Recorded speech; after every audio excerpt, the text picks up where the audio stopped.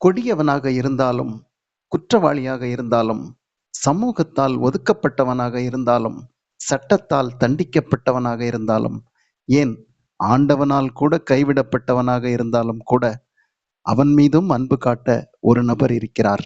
அவர் பெயர் அம்மா.